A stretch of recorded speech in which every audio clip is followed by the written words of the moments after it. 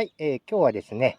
先日自作したラジコンコースが完成したということで、動画に上げたんですけど、今回ですね、休みが長かったおかげなのか、長かったせいなのかわかんないんですけど、防草シートの傷んでたところを一部ちょっと張り替えまして、1箇所だけ張り替えるとなんか全部したくなっちゃいまして、で、実際どうなったかいうとね、こんな感じです。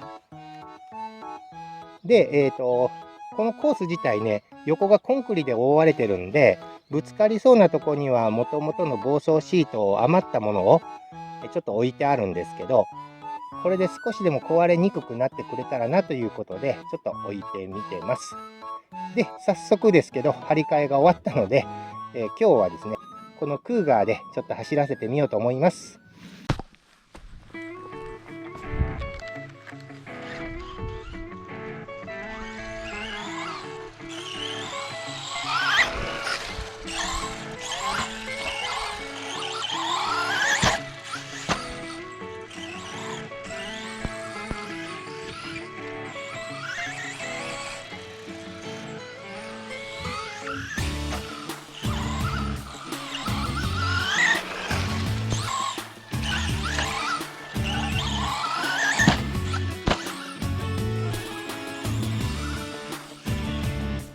落ちた。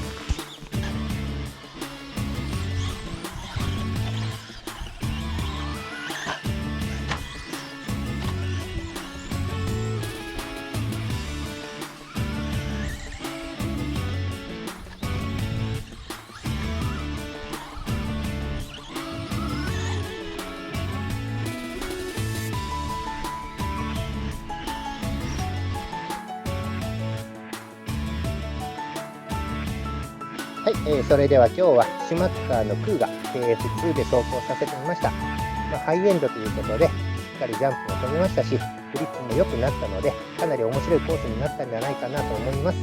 橋はですね、ちょっともうちょっと広い方がいいかなと、何度か落ちたんで、ちょっと今後のことはまた考えようと思います。